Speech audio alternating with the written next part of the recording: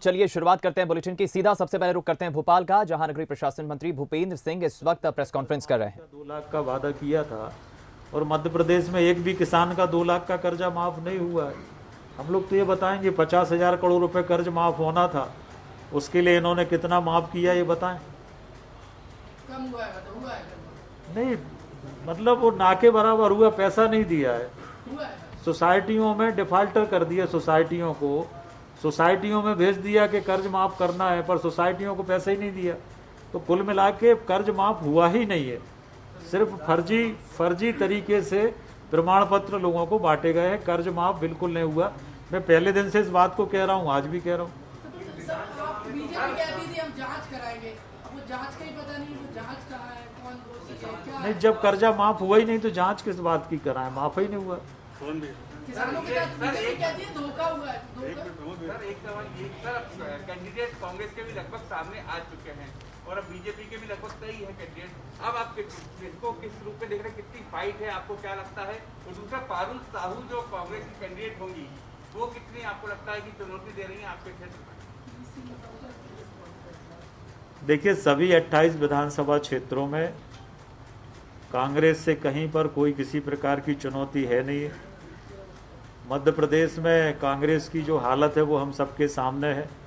कांग्रेस में जिस तरह की अंतर्कलह है वो हम सबके सामने है। कांग्रेस के सारे नेता लगभग इस समय असंतुष्ट हैं और कांग्रेस में कहीं पर भी कांग्रेस चुनाव मैदान में नहीं है। तो पूरी ताकत से हम लोग सभी 28 विधानसभा क्षेत्रों में चुनाव जीतेंगे। देखिए, अब कांग्रेस के पास प्रत्याशी नहीं है, इसलिए भारतीय जनता पार्टी से ले के प्रत्याशी खड़े कर रहे हैं। उनके पास है ही नहीं प्रत्याशी। और भारतीय जनता पार्टी चुनाव लड़ेगी, माननीय स्वराज जी के नेतृत्व में चुनाव होगा और भारतीय जनता पार्टी की सरकार जन कल्याण के काम कर रही है। इसलिए प्रदेश की जनता चाहती है कि भारतीय जनता पार्टी की सरकार आगे चले, उस आधार पर चुनाव होंगे। धन्यवाद। सर एक छोटा सा अंतिम सवाल। पुरुषोत्तम शर्मा जी, कार्रवाई हो गई थी, फैमिली मैटर है या अधिकारियों की आपसी खींचतान?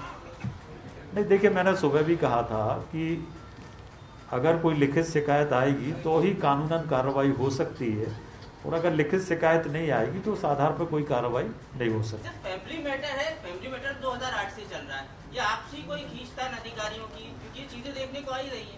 नहीं, वो शिकायत आए, उसमें जांच हो तब पता चलेगा। शिकायत ही नहीं आई तो कैसे पता चलेगा? सभी का बहुत बहुत धन्यवाद।